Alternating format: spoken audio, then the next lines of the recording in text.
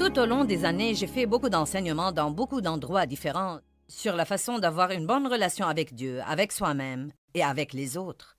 Et nous avons pris certaines des meilleures parties de ces différents enseignements et nous les avons combinés dans une seule émission pour chaque relation spécifique. Donc, quand vous finirez de la regarder, pourquoi ne pas aller à la page Facebook ou Twitter et me faire savoir quelle était votre partie préférée? Je voudrais avoir vos réactions et j'ai hâte d'écouter ce que vous pensez. Nous pourrions donc dire aujourd'hui qu'il ne s'agit que de vous. Où êtes-vous sur la liste des gens dont vous vous occupez? Êtes-vous toujours à la queue de votre liste et, à dire vrai, vous devez vous occuper de tant de personnes que lorsque vous finissez de vous en occuper, vous n'avez jamais le temps de vous occuper de vous-même? Est-ce que vous dites des choses comme « Quand est-ce que quelqu'un va faire quelque chose pour moi ?» Ou des choses comme « Je fais tout le travail par ici et personne ne m'apprécie. » J'ai beaucoup de hochements de tête là-bas. Si vous ne vous occupez pas de vous-même, vous arriverez au point où vous ne pourrez pas vous occuper des autres non plus. Vous arriverez au point où soit vous ne pourrez pas le faire physiquement, vous ne pourrez pas le faire mentalement, vous ne pourrez pas le faire émotionnellement, soit vous le ferez, mais avec une attitude si mauvaise que tout le monde regrettera que vous l'ayez fait. Ce n'est pas égoïste de s'occuper de soi-même. C'est sage. Je crois que Dieu nous donne la responsabilité dans 3 relations. Et la Bible est une affaire de relations. Elle parle de notre relation avec Dieu, de notre relation avec les autres, mais plus important encore, de notre relation avec nous-mêmes. Si vous ne vous aimez pas, il vous sera impossible d'aimer quelqu'un d'autre. Ce n'est vraiment pas possible. Vous savez pourquoi? Parce que vous ne pouvez pas donner ce que vous n'avez pas. Si vous n'avez ni amour, ni estime pour vous-même, si vous ne vous appréciez pas vous-même, comment allez-vous apprécier les autres?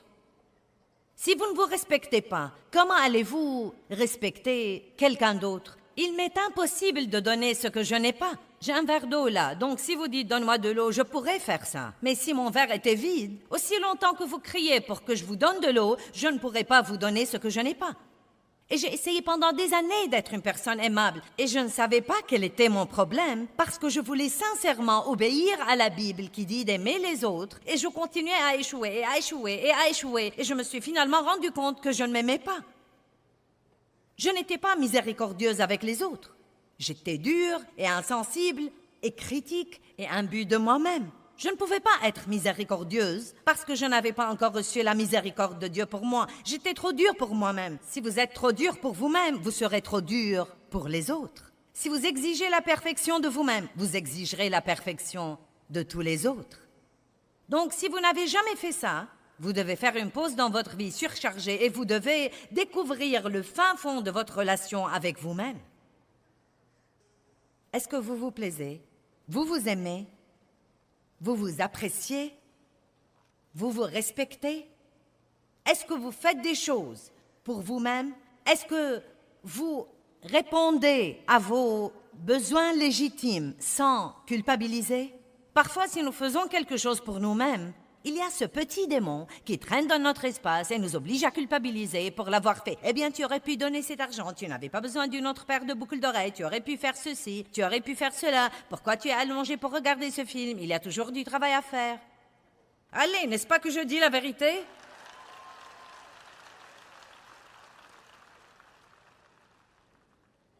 Nous ne sommes pas sur Terre que pour prendre de la place et respirer.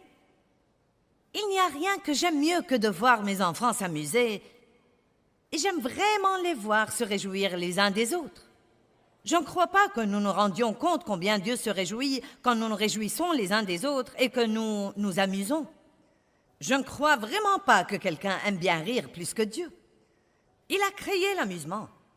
Il a créé le rire. Il a créé la joie. Le diable est celui qui a amené le malheur, et la misère, et la tristesse, et la dépression, et le désespoir, et le découragement, et la colère, et le non-pardon. Il ne vient que pour détruire, mais Jésus a dit « Je suis venu afin que vous ayez la vie et que vous en jouissiez. » Vous ne pouvez jouir de votre vie si vous ne jouissez pas de vous-même.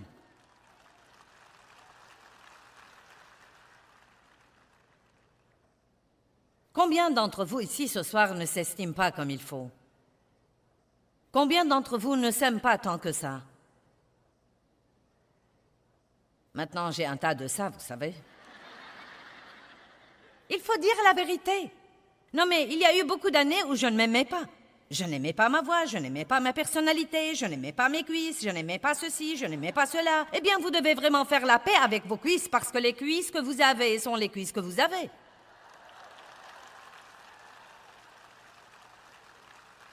Prenez ce que vous avez et faites de votre mieux avec ça. Si vous pouvez, améliorez-le. Mais si vous êtes coincé avec ça, apprenez à l'aimer. Amen? Ça ne vous servira à rien de regarder les autres personnes. « Oh, si seulement j'étais comme toi, si j'avais tes cheveux, si seulement je pouvais chanter comme ça. » Vous n'avez pas ça. Point final. Ça ne va pas arriver. Apprenez à vous aimer.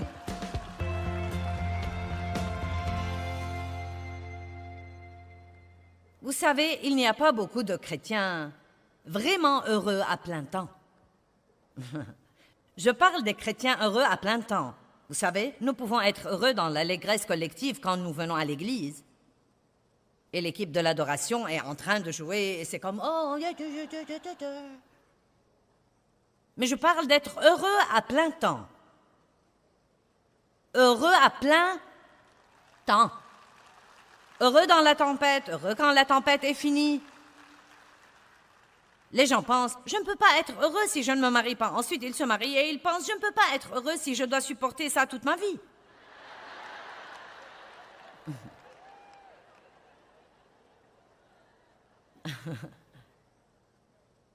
Vous savez ce qu'on dit? Les célibataires sont tristes et les mariés sont fâchés. Eh bien, je ne peux pas être heureux. Sans enfant, je ne peux pas être heureux. Oh, si cet enfant ne grandit pas et sort de cette maison, je ne peux pas être heureux. Je ne peux pas être heureux si je ne peux pas avoir une grande maison. Oh, je ne peux pas être heureux si je dois nettoyer cette grande maison toutes les semaines. Dieu dit, demandez-le, et si c'est bon, je vous le donnerai. Et je vous le donnerai dans mon timing. Et je vous le donnerai quand vous êtes prêt. Non pas quand vous croyez que vous êtes prêt, mais quand je sais que vous êtes prêt.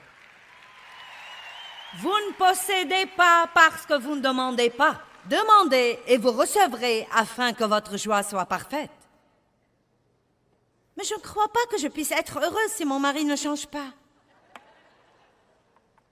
Eh bien, je croyais ça, et mon mari n'a pas changé et maintenant je suis heureuse. Il n'a pas changé.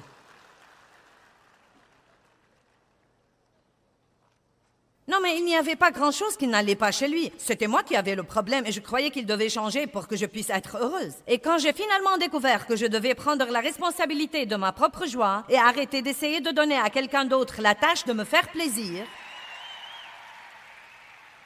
une des raisons pour lesquelles j'étais malheureuse est que j'étais résolue à être le genre de personne que Dieu voulait que je sois, mais j'essayais en réalité de faire ça toute seule. Je ne connaissais pas, vous ne possédez pas parce que vous ne demandez pas. Maintenant, s'il y a quelque chose qui se passe en moi, qui doit être changé, je demande simplement à Dieu de me changer. Je ne lutte pas avec ça. J'étudie la parole et je demande à Dieu de me changer. Je n'essaie pas de me changer et essaye de me changer et essaye de me changer et essaye de me changer. Je n'ai pas le temps de faire la danse pour amener tout le monde à m'aimer. J'ai essayé ça dans les quelques premières années et ça tue. Donc, j'ai finalement décidé, Dieu, il va falloir que tu les amènes à m'aimer parce que c'est ce que je suis, c'est fini. Et je ne peux pas essayer de faire les choses d'une façon pour vous et d'une autre façon pour vous et d'une autre façon pour vous. Donc, je crois que Dieu me donne la grâce. Priez pour des portes ouvertes. Priez Dieu d'ouvrir des portes que vous ne pouvez pas ouvrir et de fermer des portes qui doivent être fermées et que vous n'êtes pas prêt à fermer. Vous m'avez entendu? Ne priez pas Dieu juste d'ouvrir des portes, priez-le de fermer des portes dans votre vie qui doivent être fermées. Commencez à être honnête avec Dieu. Commencez à être responsable devant quelqu'un et confessez des choses et demandez la prière. Ouh! Vous allez exaspérer le diable quand vous faites ça, parce qu'il veut que vous mettiez un masque artificiel sur votre visage, le Seigneur soit loué. Alors que dedans de vous, vous êtes presque détruit. C'est incroyable ce que nous nous faisons quand nous cachons des trucs. Ne jouez pas au plus fin les uns avec les autres. Vous n'êtes pas obligé d'être parfait toute la semaine. Comment a été ta journée hier? Eh bien, j'ai mal agi toute la journée hier. Vraiment mal. Mais je suis content que Dieu soit miséricordieux et qu'il soit prêt à me pardonner. Je lui en ai parlé. Il m'a pardonné. Et vous pouvez prier pour moi aussi, car j'ai besoin de toute aide. Amen. Et non pas, comment étais-tu hier? Très bien. Amen. La première chose qui arrive chaque jour, vous devez dire « Dieu merci pour cette journée et je sais que je ne peux rien faire sans toi, donc s'il te plaît, sois avec moi et aide-moi dans tout ce que je fais. Je te le demande. » Je demande de pouvoir élever mes enfants sans perdre la raison. Je demande de conduire dans le trafic pour aller au travail sans me fâcher et faire des choses odieuses. Je demande de ne pas manger à l'excès aujourd'hui car je suis tentée sur ce plan. Je demande Dieu. Nous devons demander. Il y a une puissance incroyable dans la prière. Quand un homme juste prie, une puissance énorme devient disponible. Vous dites, eh bien, c'est mon problème, je ne suis pas un homme juste. Si vous êtes régénéré, vous êtes juste devant Dieu par le sang de Christ. Peut-être que vous ne faites pas tout comme il faut, mais croyez-moi, vous êtes juste devant Dieu. Combien d'entre vous culpabilisent dans votre vie et c'est un lourd fardeau et vous en avez par-dessus la tête et vous voulez apprendre à vous en libérer? Eh bien, j'avais un problème énorme, terrible avec la culpabilité dans ma vie. Et je peux dire ici aujourd'hui que bien que ce fût un combat énorme et qui a exigé beaucoup d'études, j'ai été délivrée, complètement délivrée de la culpabilité. Or, cela ne veut pas dire que si je fais quelque chose de mauvais, je n'ai pas du chagrin à cause de mon erreur. Je ne veux pas faire de mauvaises choses. Je n'aime pas du tout sentir que j'ai offensé le cœur de Dieu.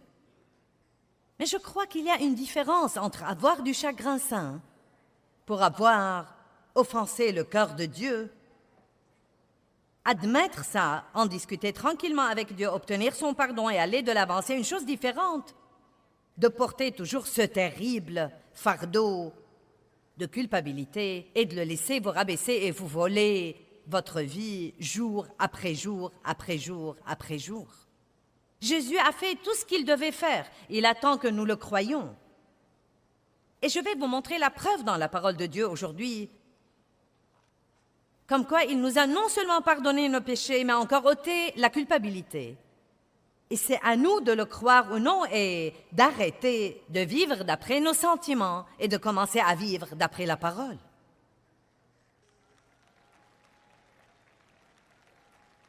Quand j'ai finalement vu comment Satan m'avait volé par la culpabilité, qui en était vraiment une fausse, parce que je m'étais repentie, j'avais demandé à Dieu de me pardonner, et j'avais même cru qu'il m'avait pardonné. Et pourtant, je me sentais toujours coupable et mauvaise, et je portais ce fardeau sur mon dos partout où que j'aille. Je ne me sentais pas bien si je ne me sentais pas mal. J'ai presque commencé à penser que c'était la façon religieuse de se sentir comme un vieux ver et quelqu'un qui ne peut jamais faire ce qu'il faut et plaire à Dieu. J'ai beaucoup souffert à cause de la culpabilité. Oh, c'était horrible.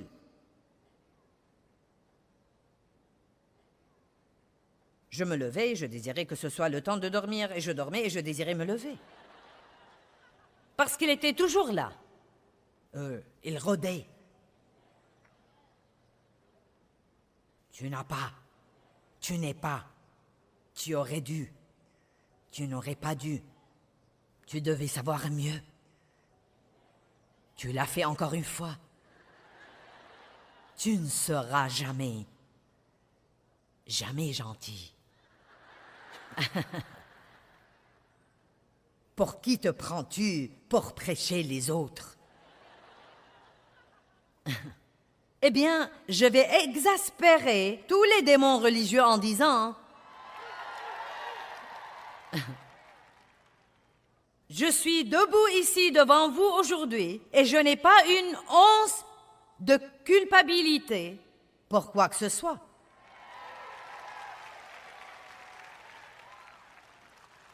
je n'en ai aucune. Vous dites, tu ne fais jamais ce qu'il ne faut pas. Aussi. Aussi. Si. Non, mais si je pense une pensée égoïste, c'est mauvais. Si je pense une pensée critique au sujet de quelqu'un d'autre, c'est mauvais. On ne fait pas toujours ce qu'il faut.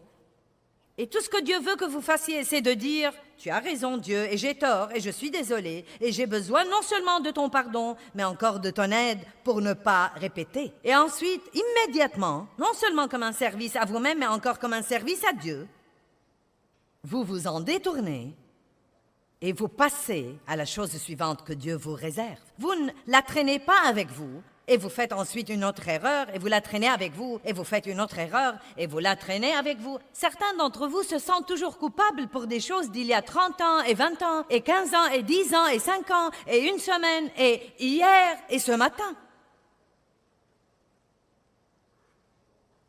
Allez, la Bible nous enseigne que Jésus-Christ est notre remplaçant, et que nous sommes co-héritiers avec lui, et que tout ce qu'il a souffert pour triompher, toute victoire qu'il a remportée pour nous, quand il a pris le péché à la croix et est mort là avec ça, à ce moment-là, le péché a perdu sa puissance sur quiconque croirait vraiment en Jésus-Christ, car ce que Dieu a vu ce jour-là sur la croix, en Christ, il a vu chaque personne qui croirait en son Fils unique, Jésus-Christ, et se fierait à lui pour son salut. Spirituellement, nous étions en lui quand il est mort. Nous étions en lui quand il a ressuscité des morts. D'après la Bible, nous sommes assis en ce moment dans les lieux célestes en Jésus-Christ. Bien que nous soyons debout ici en ce moment, nous sommes encore en lui. Et si vous ne savez pas qui vous êtes en Christ, vous ne comprendrez jamais ceci. Ce n'est pas « j'espère, il se peut », c'est un fait. Donc, c'est quelque chose d'ici, du côté du ciel, qui est tout à fait accompli. C'est déjà fait. C'est accompli. Votre nom est là. Votre demeure est déjà bâtie. Amen. Et tous ces bons trucs. Donc, nous nous détournons du péché ici. Je suis mort au péché. Je vis pour Christ. Je suis mort au péché. Je vis pour Christ. Hop. Minute. Il n'y a aucune condamnation pour ceux qui sont en Christ. Je suis désolé, je me suis repenti, je suis pardonné. Tu n'as rien à voir avec moi, diable. Je vais continuer à faire des progrès, à marcher vers ma relation avec Dieu. Mais ce qui arrive normalement, c'est que les gens sont coincés quelque part. Et ils arrêtent de grandir. Et ils n'ont jamais la joie que Jésus veut qu'ils aient pendant qu'ils sont ici. Celui qui n'a point connu le péché est devenu péché. Il a pris notre péché. Et puisqu'il l'a pris et l'a payé, nous ne devons pas le garder et le payer. Non seulement les péchés que nous avons commis avant de demander à Christ de venir dans notre vie, mais tous les péchés que nous commettrons tant que nous sommes vivants sur terre. Tous les péchés ont été traités sur la croix. Tous les péchés. Bien, maintenant le verset 10 est une grande chose ici. Versets 10 et 11. Car il est mort, et c'est pour le péché qu'il est mort, mettant fin à sa relation avec lui une fois pour toutes, et la vie qu'il vit, et c'est pour Dieu qu'il vit, en communion ininterrompue avec lui. Maintenant, voilà. Le moyen d'avoir la victoire sur le péché, c'est de vivre dans une communion ininterrompue avec Dieu. Arrêtez de vivre sous la loi et d'avoir toutes vos listes de tout ce que vous devez faire ou ne pas faire de peur de fâcher Dieu. Laissez le côté légal. Mettez-le de côté et comprenez que Jésus a gardé la loi, il a accompli la loi, il a écrit la loi dans vos cœurs, et plus vous communiez avec lui, plus vous êtes proche de Dieu, plus vous saurez ce qu'il faut et ce qu'il ne faut pas, et plus vous êtes proche de Dieu, plus vous aurez la force de faire ce qu'il faut et de dire non à ce qu'il ne faut pas.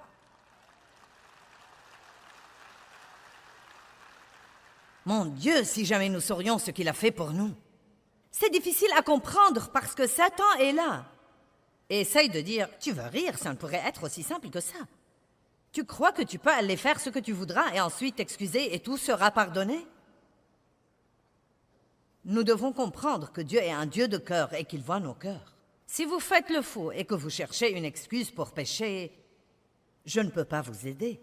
Il n'y a rien que je puisse faire. Mais si vous êtes sérieux, si vous aimez vraiment Dieu, et que vous savez que Jésus est votre seul espoir, et que vous voulez vraiment vivre pour plaire à Dieu, et c'est le cas, sinon vous ne seriez pas ici. Il ne s'agit pas de ce que vous faites. Maintenant, il se peut qu'il y ait certains surfeurs de chaîne en ce moment qui ont plutôt par hasard regardé cette émission et vous essayez de voir si je suis folle ou si j'ai quelque chose que vous aimeriez écouter. Et je ne sais pas où vous en êtes, mais croyez-moi, si vous aimez Dieu, si vous avez reçu Christ comme votre sauveur, et si vous voulez vraiment vivre la vie que Jésus est mort pour que vous viviez, vous n'allez jamais faire ça si vous êtes accablé de culpabilité tout le temps à cause de tout le mal que vous auriez jamais fait. Il n'y a aucun mal que nous avons fait que Dieu ne puisse pas réparer par le sang de Jésus-Christ. Rien.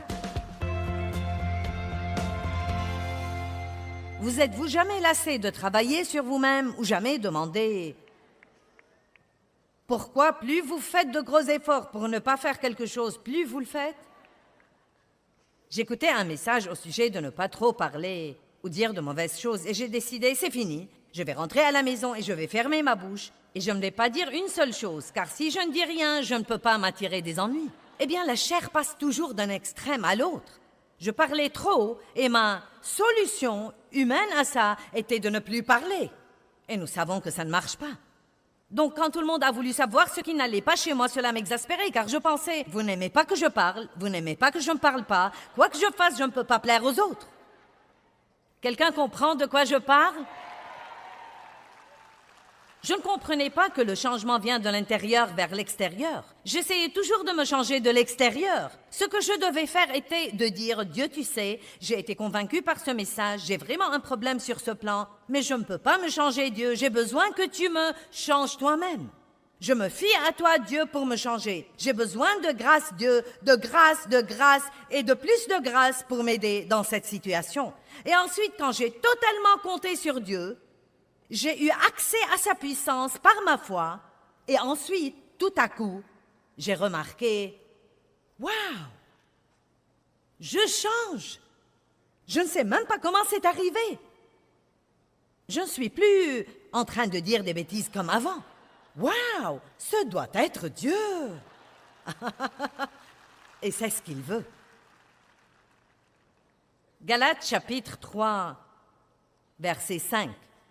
Celui qui vous accorde son merveilleux Saint-Esprit et qui opère puissamment et miraculeusement parmi vous, le fait-il parce que vous faites ce qu'exige la loi ou parce que vous croyez et vous adhérez et vous vous fiez et vous comptez sur le message que vous avez écouté? Donc il dit, croyez-vous que vous allez changer à cause de vos luttes et de vos efforts? Non, la seule façon de changer, c'est de compter complètement sur Dieu. J'espère que chaque message que je prêche ce week-end vous convainc vraiment, vous convainc. Je ne veux pas qu'il vous condamne.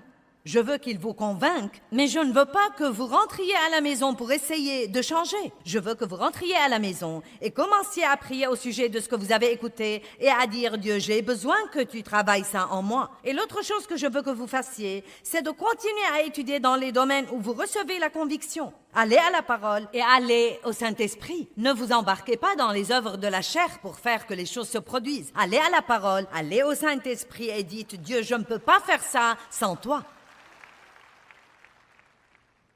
Ce serait comme si j'exigeais que ce truc donne la lumière quand il n'est pas branché. Mais c'est très simple si vous branchez tout simplement les choses. Tournez-vous vers la personne qui est à côté de vous et dites, es-tu déconnecté? Il y a le courant dans la prise de courant à tout moment. Mais vous devez vous brancher. Comment est-ce que vous vous branchez? Dieu, j'ai besoin de toi, je ne suis rien sans toi, je me fie à toi, je m'appuie sur toi, je compte sur toi. Mon Dieu, combien d'années ai-je essayé de changer mon mari? Avez-vous une idée du travail futile que c'est que d'essayer de changer votre époux?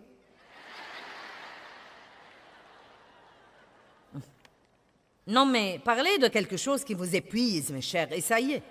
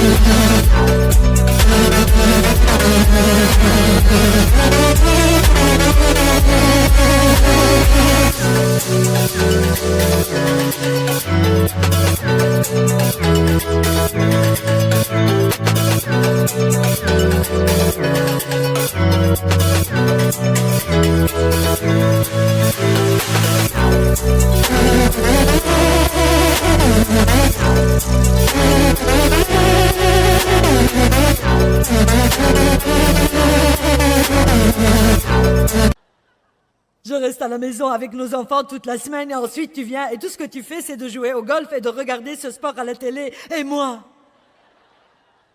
Je ne pensais pas au fait qu'il travaillait toute la semaine. Et ceci était quelque chose qu'il aimait. Et d'ailleurs, je n'étais pas aussi agréable pour qu'il passe le temps avec moi. C'est la vérité, je ne l'étais pas. J'étais casse-pied et manipulatrice et autoritaire et égoïste et égocentrique. Oui, j'étais exactement comme ça jusqu'à ce que Dieu s'est saisi de moi.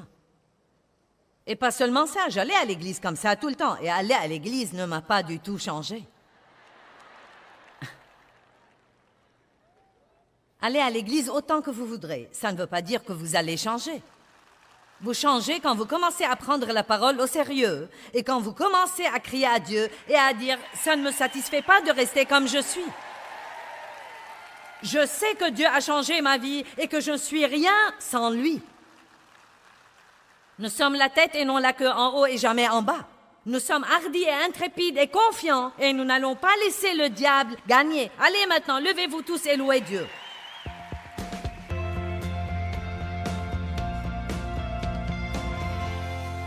L'un des désirs les plus profonds du cœur de Dieu, c'est d'avoir une relation profonde, intime.